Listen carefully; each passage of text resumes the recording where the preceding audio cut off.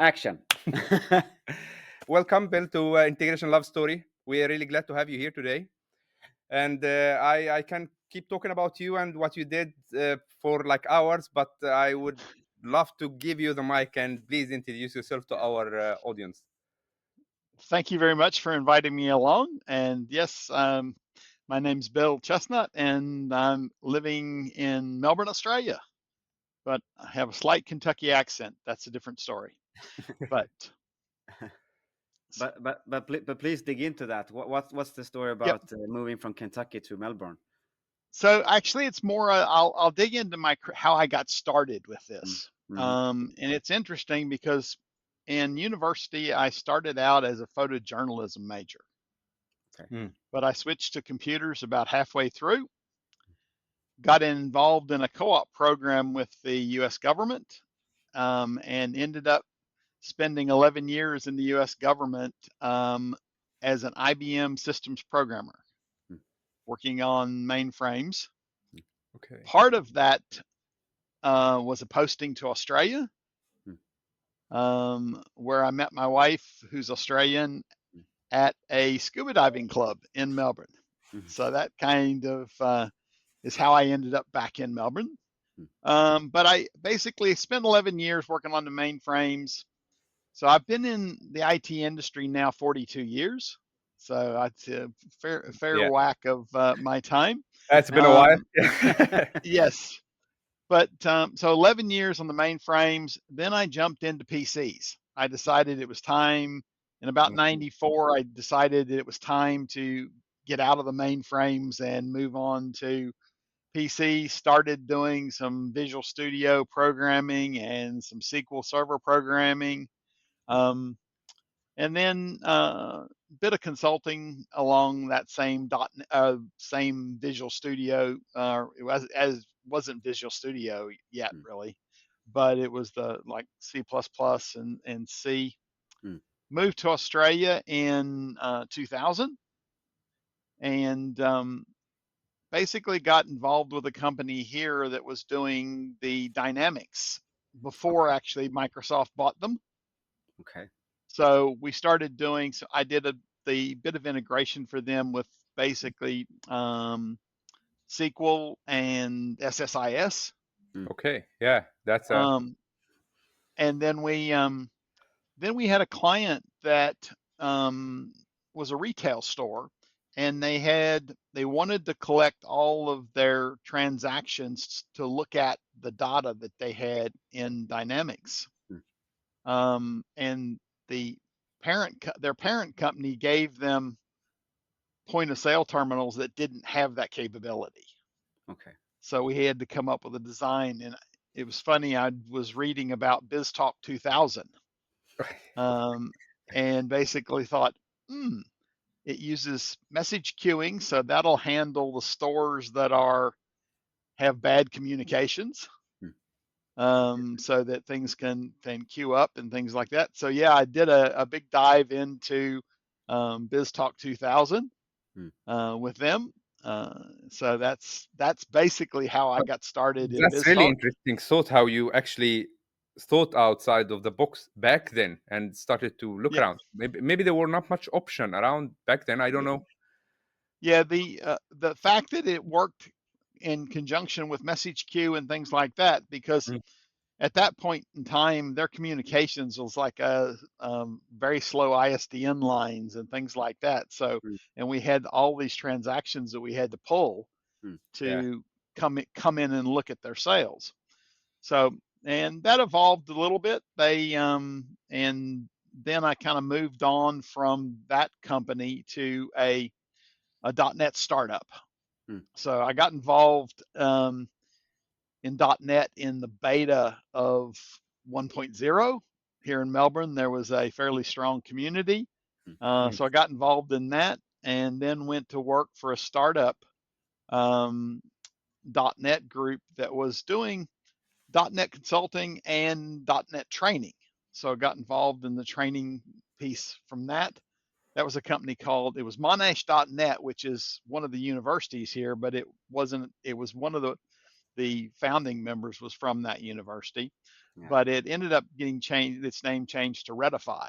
So I worked with them, and it was funny, the week that I started with them, Microsoft had approached them because they were doing the .NET training, and there was a BizTalk 2004 partner training in Seattle the next week. How many So people were it's there like, in that training? Have you been there? yes, it was one of the rooms at the conference center. It's that big theater room, and it was full. All right. That's actually impressive. Yeah. And so basically we had 3 or 4 days of in-depth BizTalk training for the 2004 product. They were getting ready to launch because they'd redone it completely into .NET and that, and there was a lot of the ones that there was still a lot of the ones that were involved in it now that were there. So yeah, it's yes, I hear that this is the year where everything started. So Yeah. yes, but also beside those things that started, you had you if you talk about you, it's known yep, in the whole community that you don't just say Bill, you just say BizTalk Bill. It's just yep. that it's a brand So by its own. so Where it came from? Where did it started? well, after I came back from that training, Oh, a couple of the guys that were working with me convinced me it was time to get on to Twitter Yeah. at that point.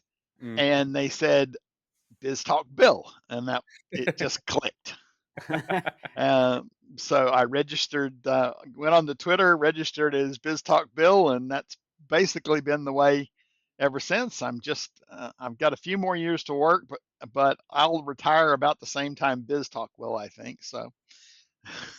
But but you told us before we actually started recording, but you need to be. Yeah. What's that on your shirt? It's a So shirt that this needs. is my a BizTalk Server 2010 shirt. It's the only bit of swag I've got from BizTalk. It needs to be shown. but all Yeah, you cannot so, work with BizTalk without like running around your materials or your work. It's amazing.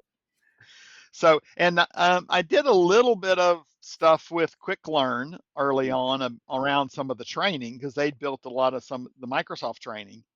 But then what I did is when I came back from the BizTalk 2004 training, Microsoft wanted me to go around and train all the partners in Australia. Oh. So we put that training material together and we went around and trained a lot of the partners in Australia around BizTalk. So, and that was good. And then basically did a lot of BizTalk work, a little bit other integration, a little bit of .NET training, things like that. And then basically from there, I moved on to be a practice manager for a startup consulting company. And did a few What is the years with practice them. manager do? It was just kind of the chief consultant. There's all kinds of names that they give these kind of things. And then I went to work with a friend of mine doing more SQL stuff and a little bit of BizTalk, but more SQL. But then I joined a company called Mexia. They were a startup. I think when I joined, there was 2 other people involved with it. So did a fair bit of BizTalk work with that. And then finally joined the company I'm with now. So I've been the particular company I'm with now, 6Pivot. I've been in April. It'll be 9 years, so which is a long time for an IT company. But still doing BizTalk.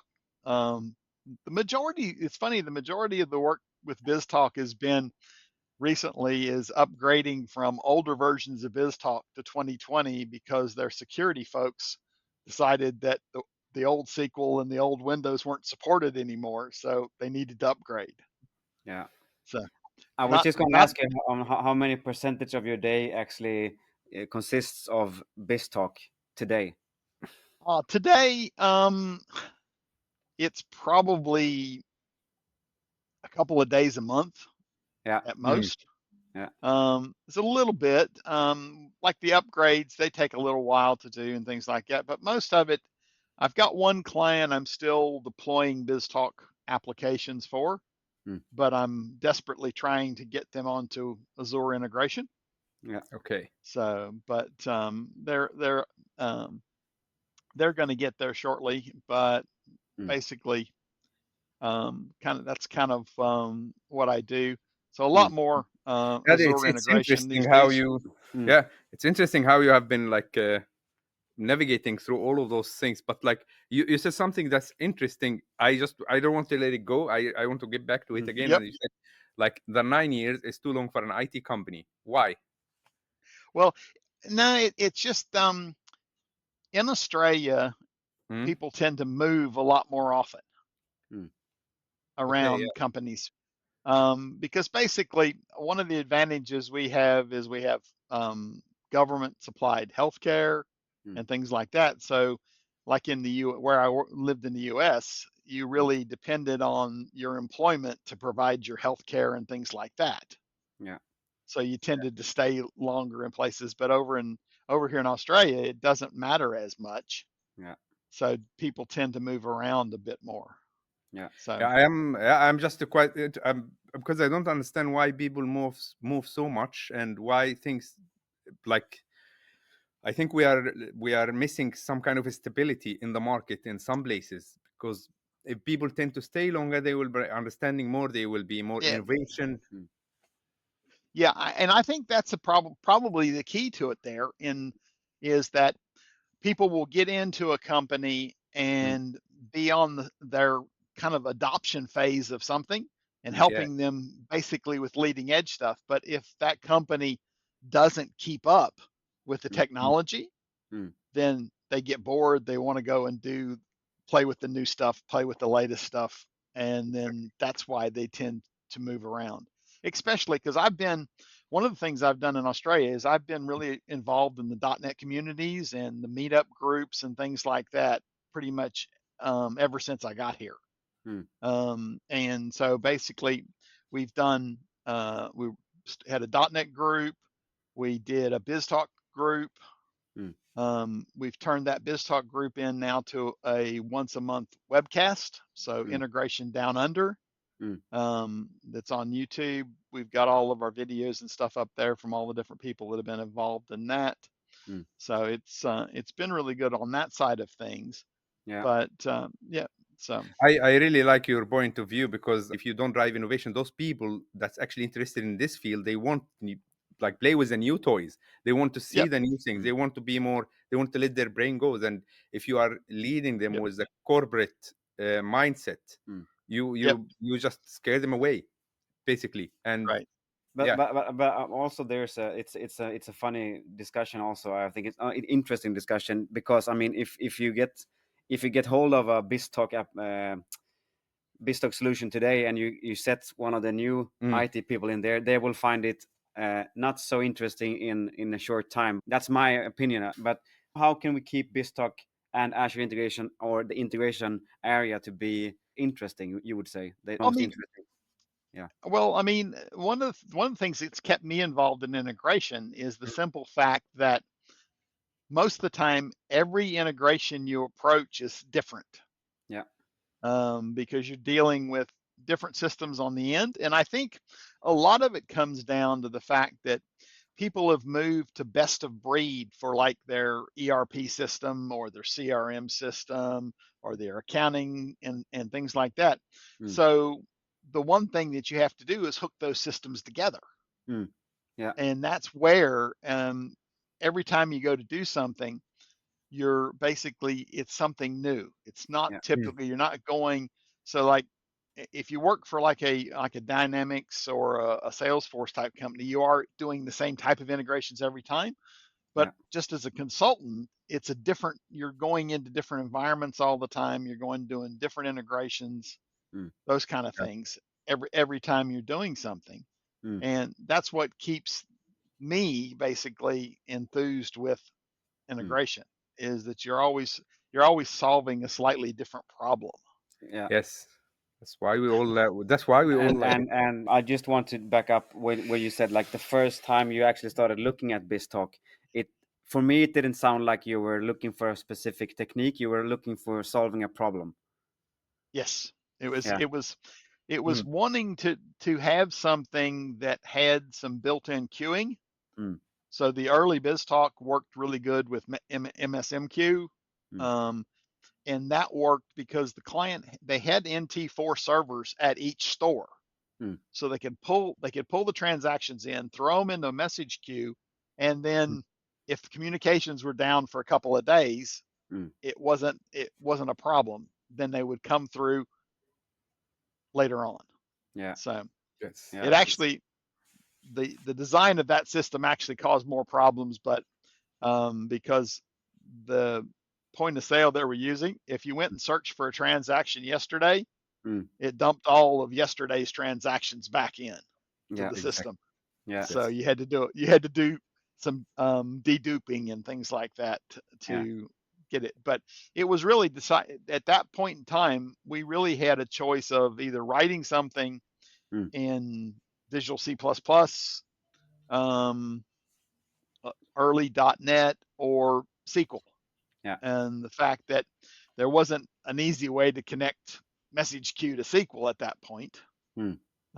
So that we ended up doing. You have SSIS and the pattern there, and you can use it for some certain scenarios. It's exactly. Yeah, and I haven't done a lot of SSIS, but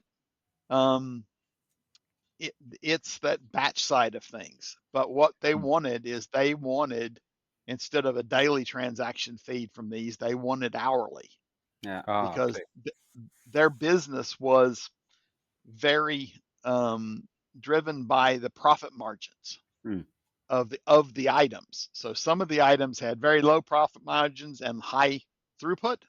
Yeah. Other items had really high profit margins but low throughput.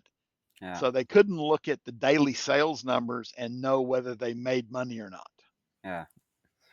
They wanted to look at those as they came through. That's a good value of the integration. That's why we exist. We try to also can be money in the bank as well. Yeah. Yeah.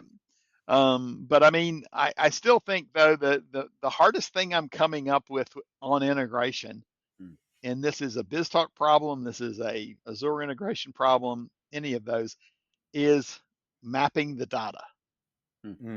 One of the recent projects I've been on, we're up to version 14 of the mapping specifications. Yeah.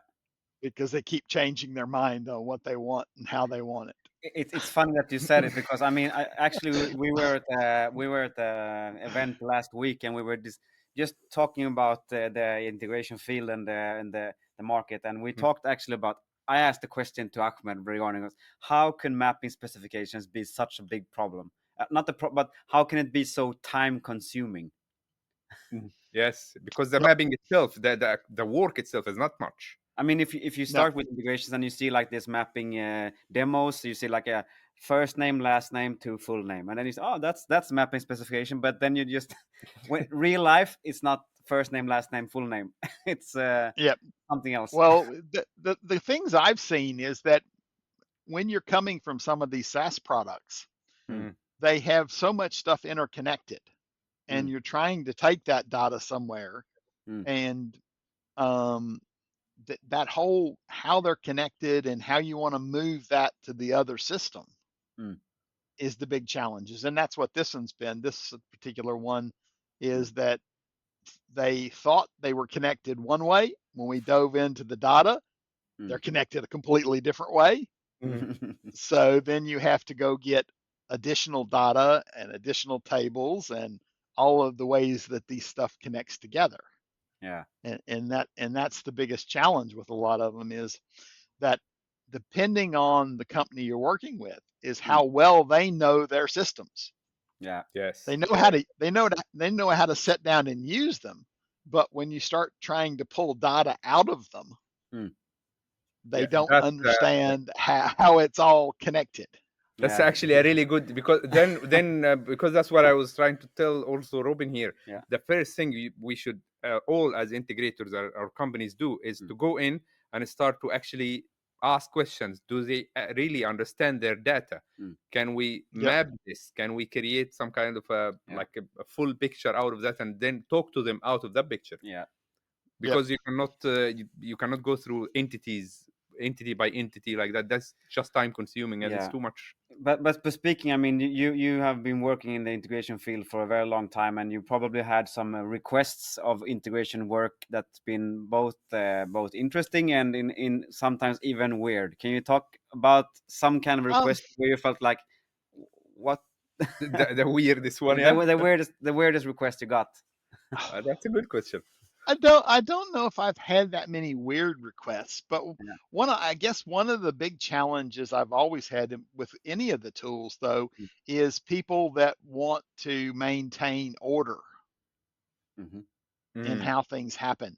And I mean order delivery or order delivery, but the problem is that how they handle when something fails. Yeah.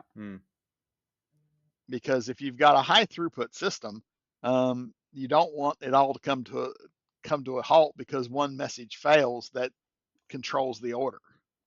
Yeah. So that's and that's one of the things that I've been working with Azure integration stuff as in the latest client is that we're doing deltas. So we're finding out when something changes. But what we do is we go and we pass just the ID of what's changed to the other system. Yeah. And it makes a call back to the main system to get the current record. Oh, yeah. So if you've had 5 or 6 changes and something's happened that they haven't processed correctly or in order, you don't have to worry about getting old data because it always goes back and gets the latest. And I think that was a big challenge for a lot of customers. They said, we want to pass all the data in the message. But then when you get them out of order or any of that kind of stuff that happens, then you've got data integrity problems. Yeah. So that's one of the things that it's always been a challenge, even with BizTalk. I guess the weirdest one I've worked with for a while is we were pulling data out of a system, and the system was never designed to be externally referenced. It was a self-contained system, no API endpoints, nothing. So we had to go into the database, and one of the guys from the company we're working with created a stored proc that would pull all this data into BizTalk. It was 50 pages of stored procedure. Ooh. What? That's a nightmare. That is well and truly a nightmare. Because when things broke, it was like no idea of where to go look. Yeah. So it was a system to where it had colors and sizes and things like that. So like clothing. Yeah. So occasionally they would change a field that was common across all of the items. So instead of getting a couple of hundred changes a day, you got 600,000 changes in a day. Yeah. Because of the way it triggered things. And so that became like a very. In that case, like, well, like if you are an because I do assume also that from your perspective, the client, as we've been mentioning earlier, they don't really understand the type of data, and they always tell you, they put this demand of like we need the order, but like how did you keep, because we know that the integration, you need to keep it simple and to make it more smooth, because you want maintainability afterwards. Exactly. So how do you approach a customer in that? This was a fairly big challenge, because what they were doing is they were expanding overseas, and they were using third parties to do their stores overseas. So they had their own systems. So we had to pull the data out of their system and then push it to there. So most of it most of these big things were product catalog Yeah. and pricing. And so it was just a matter of working through it, trying to figure out the best way. A lot of BizTalk performance stuff to try to figure out how we can make that stored procedure more efficient and get that data through. But there was a few cases where it was just massive amounts of data coming through. Yeah. Oh, Yes. yeah, Yeah. it's so funny too. I mean, we've been talking about community, and this podcast is about community, of course. And you talked about the integration down under your community, but it's so interesting when we talk about these types of things, and we have order of messages, we have product, we have pricing, we have chat. It's almost the same all the Yep. time. It's so interesting. Yep. So, and I think this is going to be the interesting challenge when we try to move off of BizTalk to Azure integration. Yeah. Or even any integration platform, because I had one customer that tried it. They'd been sold a really good story by MuleSoft that it's going to take them a short amount of time to convert. It took them about 10 times that amount of time, and they didn't get it. They didn't even get it right when they were done. So, and what I see is what happened is that they announced they were moving off of BizTalk, so the BizTalk people in the company left. Yeah. So they had no knowledge of what BizTalk was doing. They had nobody, like you said, you can't just sit down a new starter and have a look at BizTalk and see what it's doing. No. Because of the intricacies of BizTalk and how it works with pipelines and the way the orchestration engine works, that's going to be the biggest challenge that we have, is that the companies that are running BizTalk don't have people that understand what it's doing. Yeah, exactly. It's so good at what it does. It's sitting in the corner. It's running. The only reason we did the 2020 upgrade was because the underlying SQL and Windows were all out of support. It wasn't the fact that they needed to change what BizTalk was doing. No, because the It was capabilities are like because, the same from 16. Yeah, it's quite same. Yeah. And so, but I do think this is going to be the biggest challenge, and I think this is what people have underestimated. If BizTalk 2020 is the last version of BizTalk, we've got 5 years to move that BizTalk workload somewhere else. Yeah. I think we have less than that. I because you will have a lot of components that might be. Now we're talking about BizTalk, but you have the SQL, you have the systems that going to, like, companies going to use another systems. They are transforming. This is not gonna be good in the long run. Yeah. So that's what my latest thing for my clients that I know that have BizTalk. It's, guys, start thinking about this. We need to get stuff started. Otherwise, it's all of a sudden going to happen to you. Yeah. But what's your advice on that, Bill? Because I mean, you have been working with BizTalk for so long. You see what's happening now with Azure and everything, and you see what's the mainstream supports ends. How should you start? What's the first step you should take as a company if you have BizTalk now? You need to document what you've got. Yeah. And I really, that's the big challenge, is the fact that document what you have. And then start looking. Then you can start seriously looking. Okay, is Service Bus going to help me solve a lot of that stuff that I'm doing in BizTalk, or is it really Logic Apps with an orchestration engine type thing, or is it just something like functions using picking up files and dropping files like BizTalk, like people use BizTalk to do. It's really, but you really have to, and this is the big challenge that most of the people have had. They don't have any BizTalk people. They don't know what BizTalk is doing, but they need that same functionality somewhere else. Yeah. And the issue I also saw for some some stuff out there, I have been hearing from other projects and stuff, like when you are like missing this point and saying now we're gonna migrate, and you forget about Yep. BizTalk and you don't even document what it is, Mm. it will hit you back, because what's there is actually what's running in the Mm. system. And That's right. this is, Mm. yeah, and they say that we're gonna refactor, so we don't need to worry about how BizTalk works. Mm. But that's the biggest Yeah, thing but you would ever do. Yeah. Yeah. yep. And Mm. that's what the one company that went to MuleSoft, that was the problem they hit, Yeah. is they thought the business people thought they knew what it was doing. Mm. Mm. It wasn't. No. No. It was different, and they needed to go through and really look at what BizTalk was doing Mm. to be able to start. I mean, there's a lot of stuff that's happened in the last couple of years that's going to make this BizTalk migration easier. Mm. That custom code using the built-in functions and logic apps, Mm. and support for the maps and the map helpers. Mm. Because I mean, almost every solution I ever built with BizTalk had map helpers. Mm. Yeah, Because date Mm. formatting and stuff like that in Mm. BizTalk maps was a pain. Yeah. So, and those kind of things were there. And now that we can move some of that stuff over to Logic Apps pretty easily. Yeah.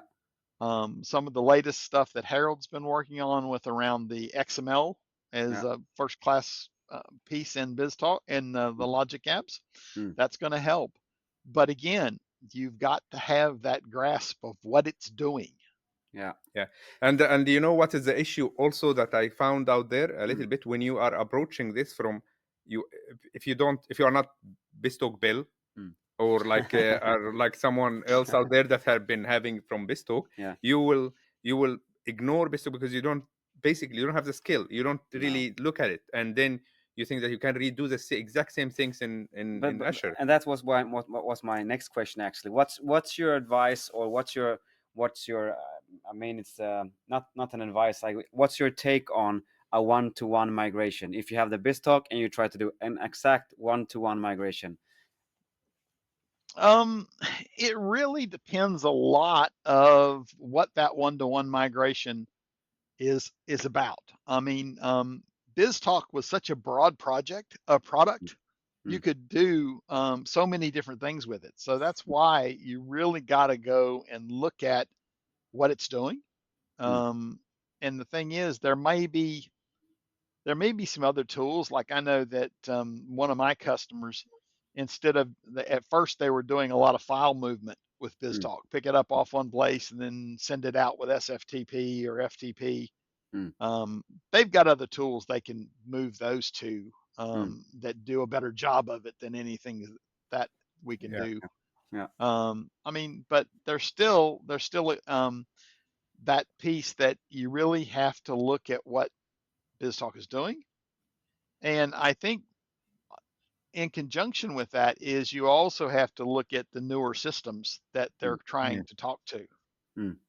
Because a lot of them have kind of shoehorned what BizTalk was doing into their new Mm. system. So they Mm. may be picking it up out of a database somewhere that BizTalk used to write it to and doing Yeah. some stuff there. Yeah. So there, I mean, a few of the things are pretty much a one-to-one migration. A lot of the EDI stuff, Mm. we Yeah. can because a lot of times what they were doing, they were grabbing the EDI stuff in BizTalk, mapping it into an internal format, Mm. sending it to an internal system to process, Mm. because it's orders and invoices and things like that. Where Azure, you can do the same thing, you can do that, and now that the Logic App standard supports AS2, Edifact, and Yeah. X12, that's going to make it a lot easier for a lot of those migrations. But they still can be kind of one-to-one, because you're getting these 5 files from this customer, Yeah. and they need to go to back-end system to process. Yeah. Yeah, that's it. And you also have the XLT. I have been using the XLT, like lifting it directly to Logic App Yep. Standard. It's Yeah. been working fine. Yeah. Yep. If you can, I haven't done as much XLT as I've actually done a lot of the liquid maps Yeah. okay. Mm. on any new work that I've done. I've done a lot of the liquid maps. Mm. Yeah, well, the data So, mapper also is quite nice, and you can export that to an XLT file, and Yeah. Yeah. it's yeah, I haven't really looked too much at the mapper. Yeah. Yeah, it's So nice. It's it's a one of different experience. It feels like BizTalk, but like in a newer version. So you need Yeah. to get used to it yeah. a little bit. But yeah. But Bill, Yeah. we are. I just want to have. I mean, this podcast is called Integration Love Story, and Yep. what we actually want to ask every participant or every guest in our show is that, what do you have any memorable time where you felt like this was the time where I actually fell in love with integration? It can be a specific project, request, or some technique. What was your love story for integration? I mean, the one thing coming from, because what I did when I first got into the PCs, I worked for a company, Mm, and we did shipping systems. So where you would, a customer would tell you where the package is going, you would scan the barcode and you'd go look up the mm, cheapest way of doing it. mm, Yeah. So even though it was a system, it mm, was really integration because you loaded all of the different carrier stuff into it. So it was kind of pretty much from when I jumped into that PC world, yeah, Mm. the integration really kind of fell in place there. yeah. Um, and I mean, BizTalk to me, just even the 2000, but 2004 was just so much more featured environment. It was Mhm. easy to do things. I guess the only thing that was a drawback and still is the fact that you could only have one schema in one project of the same type. So you Mm, had that dependency on mm, the schemas. And I think that's where the Azure logic apps and stuff, when you're mm, doing stuff with schemas and stuff, you don't have to worry about that as much. mm, But Yes. no, I mean, I've just found a niche in integration. I enjoy the problem solving part of integration. mm. So that's kind of what's It's kept me here. Yeah, yeah, it's an interesting also journey because once you get in, you started to be involved in too many industries and too many problems, and you learn new things every day. That's why Yep. integration is so lovable, if you yeah. I want to mean, say. we talk about kind of the same challenges, kind of the same message types and everything, but it's still, as you said, Ahmed, the challenges Mm. is not the same, even though it's the same Yep. thing we talk about. But I want Yep. to ask just one more thing because we Yep. soon we're about to maybe wrap the episode up, but Mm. soon we will be in London in June, Yes, Yes. and like you're gonna be there. Yes. I'm actually speaking. Ah, oh, that yes, was our that's question. yes, exactly. Can you give us some kind of hint of what you would what you will talk about? It's going to be EDI, so Mm. AS2, EDIFACT, and X12 with Logic App Standard. Nice. Nice. And I'm going to be showing a system that I built several years ago in Logic Apps Consumption that uses Key Vault as a configuration store. Okay. So when a message comes in, Mm. it basically goes off to the Key Vault, gets the sending partner, the receiving partner, and the message type, Mm. looks that up and finds out what maps to apply, where to send it to, how to send it, all of that stuff. So it's all configuration driven. So you're not doing a lot of point to point type logic apps. You build the one system and you just add to it with configuration and That's maps. that's really good. Then we Mm. need to prepare our pens and papers and start Yeah. to take notes on that. I am looking forward to this. Yeah. I want to come back And home with some Yeah. notes. And I just and want to then have. Yeah. Sorry, Bill. Yeah. Sorry. I'm going to go on to Hamburg with the guys in Ah, Germany yeah. after Ah, that, yeah. later in that week. And I'll probably do. I've done so much stuff with liquid mapping. I'm going to actually talk about using liquid maps Mm, outside of Logic Apps. Okay. mm, So in functions and websites and things like that, mm. and the advantage of some of that. It's a No, longer trip here in Europe, and then we need to follow you around. It's a Euro Yeah. trip. Yeah. Exactly. From London well, to yeah, Hamburg. for me, it's a 16 and a half hour flight from, Yeah. or actually it's more than that. It's 3.5 hours from Melbourne to Perth, and then from Perth to London is 16.5 Yeah. direct. Okay. It's So long. But I'm if so I'm yeah.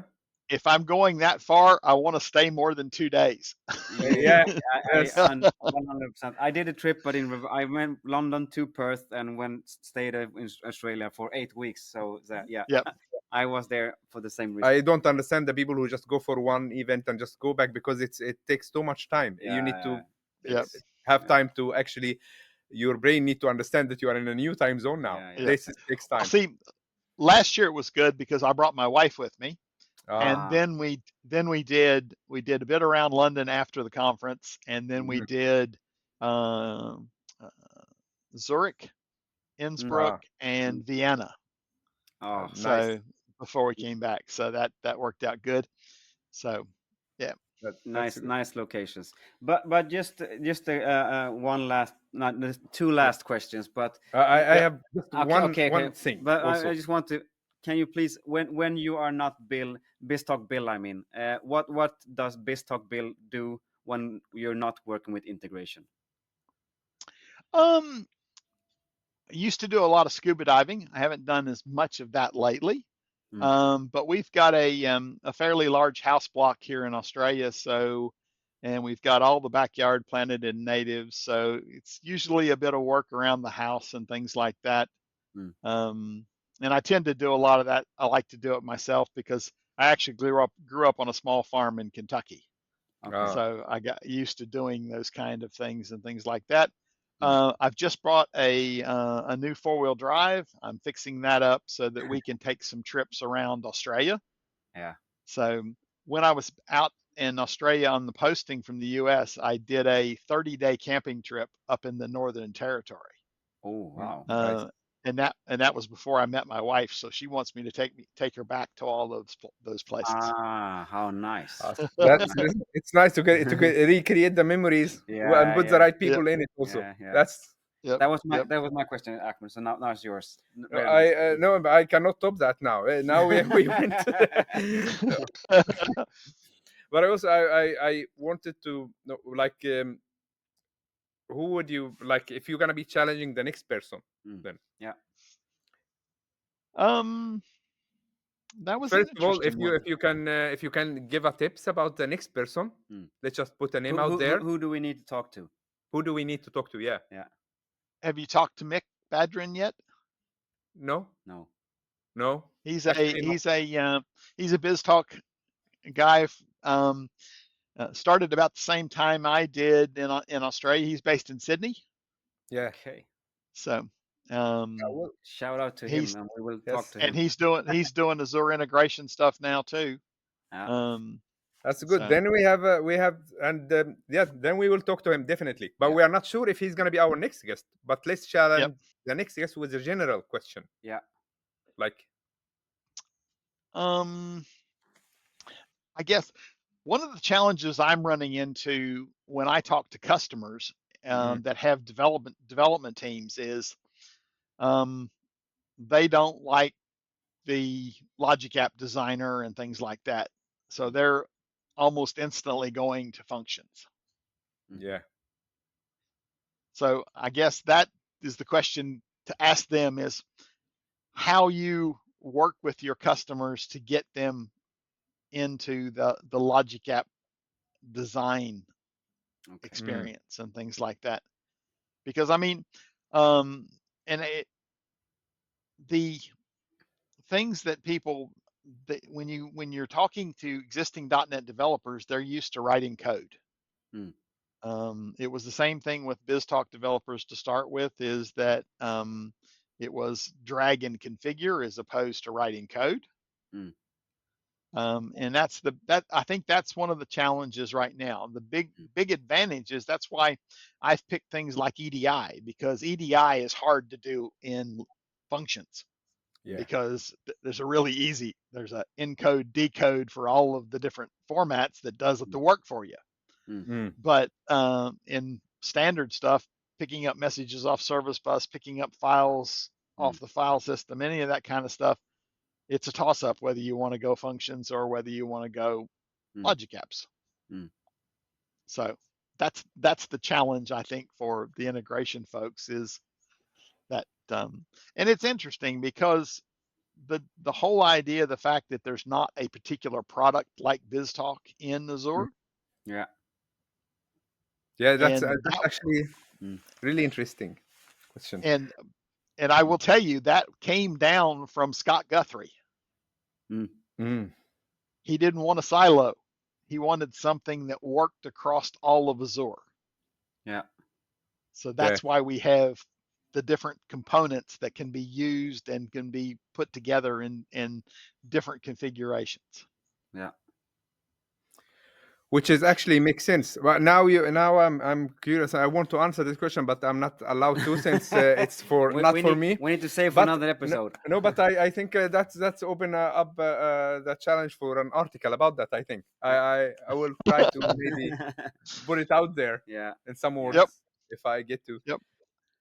But thank you for. We would like to talk for 2 more hours, but unfortunately we are running out of time. Yeah. And we actually didn't get to ask our all the questions that we need.